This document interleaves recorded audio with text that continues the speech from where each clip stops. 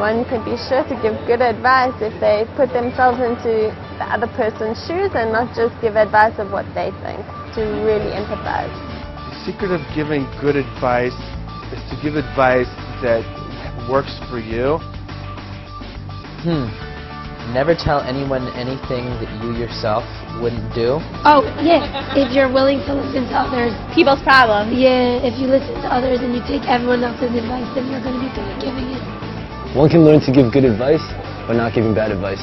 I graduated with a BA in psychology, so advice was always something that came naturally to me. I can't really come up with a specific scenario now, but I think I give advice constantly, all day long.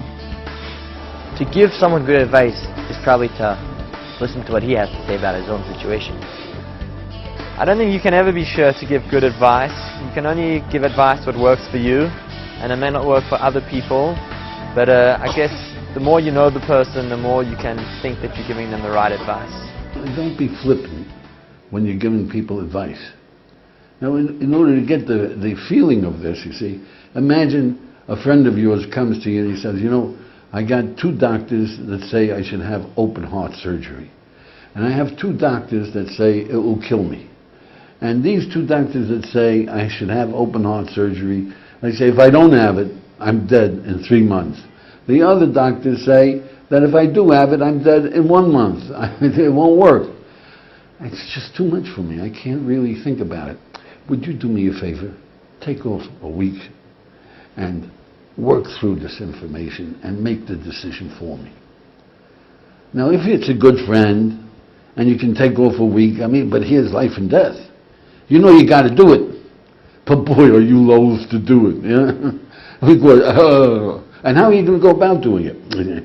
You got to sit down. You got to get some advisors of your own, because this is life and death. I'm not suggesting that every time somebody asks you for some advice that you go through a whole, you take off a week from work to give them advice how to handle with his kids if they're misbehaving. I don't say that, but take it seriously, because you give wrong advice, you're hurting him, you're hurting his kids. You give him good advice, you're saving him, but you got to know which way to go, and take it seriously, not flip it. Don't say, all right, yeah, do that. Watch your step.